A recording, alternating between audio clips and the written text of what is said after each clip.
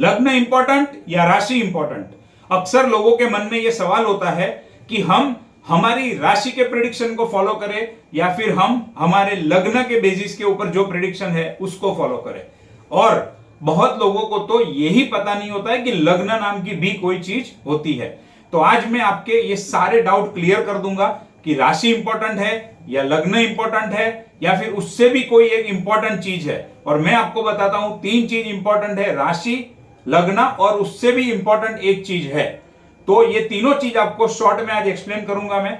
ध्यान से सुनिएगा, अंत तक सुनिएगा, हर एक चीज समझ लीजिएगा। तो आने वाले वीडियोस जो कि चाइल्ड एजुकेशन के ऊपर है, शनि की 7.5 के ऊपर है, वो भी समझने में आपको एकदम आसानी होगी।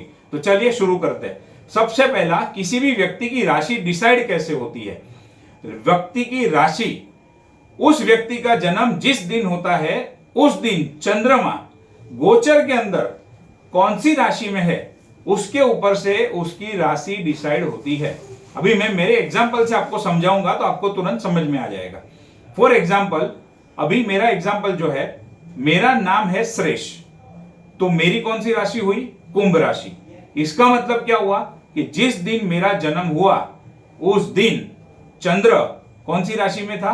कुंभ राशि में था, यानी कि एक्वेरियस साइन में था। और इसीलिए मेरा नाम स के ऊपर से हो सकता है ग स श, तो मेरा नाम श्रेष हुआ। ठीक है। अब ये जो चंद्र है वो 2.25 दिन तक एक राशि में रहता है। अब 2.25 दिन के अंदर तो हजारों बच्चों का जन्म हो जाता है। तो क्या वो हजारों बच्चों का फ्यूचर, भविष्य एक ही सरी का थोड़ी होता है? इसके लिए जो राशि है वो हमें एक मोटा मोटा इंडिकेशन देती है। और राशि उन लोगों के लिए इंपॉर्टेंट है जिसके पास अपना खुद का बर्थ टाइम अवेलेबल नहीं है और फिर भी उनको जीवन की कुछ गाइडलाइन चाहिए, कुछ मार्गदर्शन चाहिए। तो उनको राशि के बेसिस के ऊपर प्रेडिक्शन जो है वो थोड़ी सी उनकी हेल्प कर सकते हैं। थोड़ी सी क्यों बोलता हूं? क्योंकि राशि का जो प्रेडिक्शन है उसकी जो एक्यूरेसी है, ये राशि के प्रेडिक्शन की जो एक्यूरेसी है वो 40 से लेके 50% तक की होती है। आप सुनते होंगे YouTube के ऊपर इतने सारे वीडियोस आते हैं, ये राशि वाले को ऐसा हो जाएगा, ये राशि वालों के लिए ऐसा हो जाएगा। उसमें से 40 से 50% प्रेडिक्शन ही एक्यूरेट बैठता है, उससे ज्यादा प्रेडिक्शन एक्यूरेट बैठता नहीं है।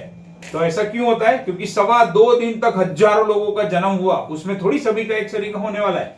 तो सिंपल सी बात है। इसका मतलब राशि बड़ा बड़ा मोटा मोटा प्रेडिक्शन देती है और उसकी एक्यूरेसी 40 से 50% होती है। अब जो लग्न है किसी भी व्यक्ति का, वो कैसे डिसाइड होता है? जिस टाइम पे वो व्यक्ति का जन्म हुआ उस समय पे गोचर में कौन सी राशि उदित हो रही थी। ये थोड़ा टेक्निकल है बट समझने के लिए आसान है। गोचर में कौन सी राशि उदित हो रही थी उसके ऊपर से उसका लग्न डिसाइड होता है। अब हो सकता है किसी एक व्यक्ति की राशि भी सेम हो और उसका लग्न भी सेम हो, तो उसके लिए तो प्रेडिक्शन एक ही हो गया। किसी व्यक्ति की राशि अलग हो सकती है और उसका लग्न अलग हो सकता है। तो इसका मतलब, जैसे मेरे एग्जांपल से बताता हूं, मेरी राशि कुंभ राशि, लेकिन मेरा लग्न जो है वो है धनु लग्न। इसका मतलब क्या हुआ कि जब मेरा जन्म हुआ उस समय पे जो लग्न गोचर में उदित हो रहा था वो था धनु लग्न। और ये जो लग्न है ये हमारी 12 राशियों के हिसाब से हमारे 12 लग्न होते हैं। और ये जो 12 लग्न है वो हर अप्रोक्सीमेटली हर 2-2 घंटे में बदली होते हैं। इसका मतलब क्या हुआ? 24 घंटे में एक लग्न का 2 घंटा, तो 24 घंटे में 12 लग्न पूरे होते हैं और फिर वापस नई साइकिल शुरू होती है। तो आप खुद ही समझ सकते हो, ये राशि के बेसिस के ऊपर जो प्रेडिक्शन है वो 2.25 दिन तक जितने लोगों का जन्म हुआ उसको ध्यान में रख के किया जाता है। 2.25 डेज, 2.25 दिन तक। लेकिन लग्न का जो प्रेडिक्शन है, लग्न का प्रेडिक्शन 2 घंटे के अंदर जिनका जन्म हुआ उसको ध्यान में रख के किया जाता है। तो ये जो 40 से 50% की एक्यूरेसी है वो लग्न के अंदर कितने परसेंट तक आ जाती है? 70 to 80% तक की प्रेडिक्शन इसके अंदर एक्यूरेसी बैठती है, क्योंकि वो आपके लग्न को ध्यान में रख के किया गया है। अब ऐसा है कि एक राशि में तो हजारों बच्चों का जन्म हुआ, लेकिन एक लग्न के हिसाब से वो 2 घंटे के अंदर भी सैकड़ों बच्चों का जन्म हुआ होगा। तो क्या वो सैकड़ों लोगों की भी लाइफ एक सरी की होती है? बिल्कुल नहीं होती है। उनकी भी लाइफ एक दूसरे से काफी डिफरेंस होती है, बराबर।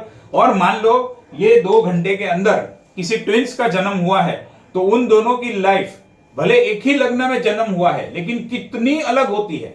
तो उसके लिए और 2 फैक्टर इंपॉर्टेंट है जो काम करते हैं, और वो फैक्टर के बेसिस के ऊपर प्रिडिक्शन किया जाए तो वो प्रिडिक्शन की एक्यूरेसी कितने % की बैठती है?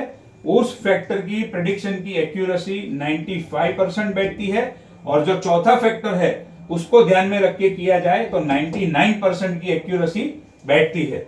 अब कौन से है ये दोनों फैक्टर, वो मैं आपको समझाऊं उसके पहले आपको कुंडली से एक थोड़ा सा आइडिया दे देता हूं कि लग्न किसको कहते हैं या लग्न कैसे पता लगा सकते हैं।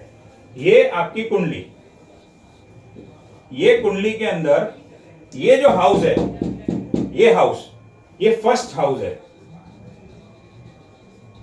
अब ये जो फर्स्ट हाउस है, वो फर्स्ट हाउस के अंदर यहां पर कोई ना कोई नंबर लिखा होगा।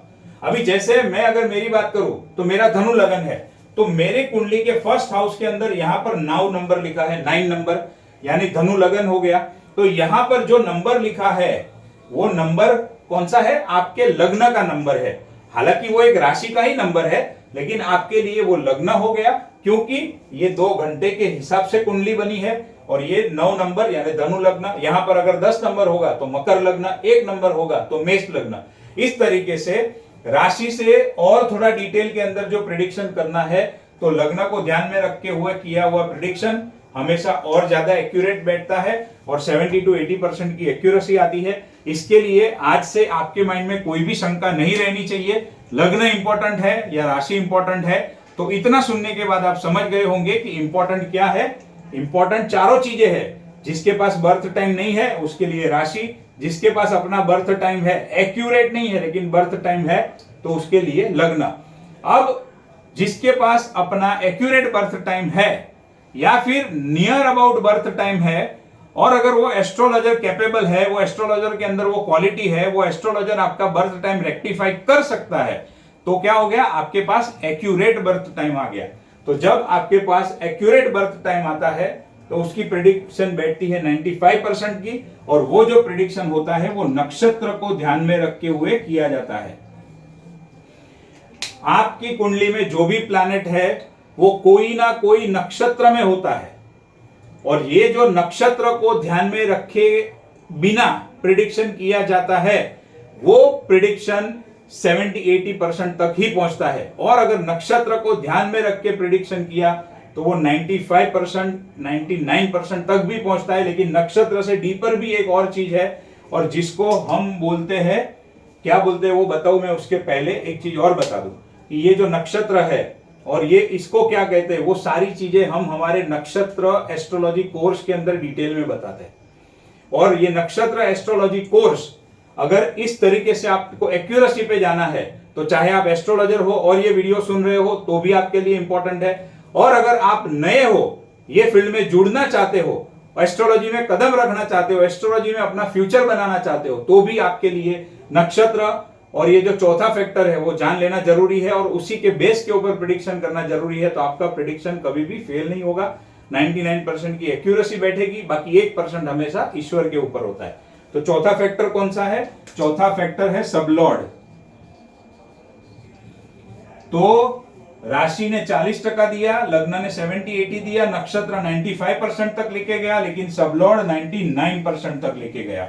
और जो जिनको नक्षत्र एस्ट्रोलॉजी के बारे में पता नहीं है, जिसको केपी एस्ट्रोलॉजी भी कहा जाता है, वो लोग 70-80% तक ही पहुंच सकते हैं, उससे ज्यादा डिटेल के अंदर नहीं पहुंच सकते। उसके लिए ये दोनों का नॉलेज होना बहुत जरूरी है। और क्योंकि यहां पर मान लो आपकी कुंडली में यहां पर बैठा है शनि, सैटर्न यहां पर बैठा है, लेकिन ये जो चौथे घर में बैठा है, शनि के ऊपर आप देखना कोई भी प्लैनेट के बाजू में उसकी डिग्री लिखी होती है, 28 डिग्री, 29 डिग्री, 29.5। वो डिग्री क्यों लिखी हुई होती है? क्योंकि वो डिग्री का एक इंपॉर्टेंस होता है और उससे ही उसका नक्षत्र डिसाइड होता है। तो नक्षत्र और सबलॉर्ड को ध्यान में लेना, समझना बहुत जरूरी है। उसी के ऊपर प्रिडिक्शन किया है तो वो उसकी एक्यूरेसी 99% बैठती है। Thank you.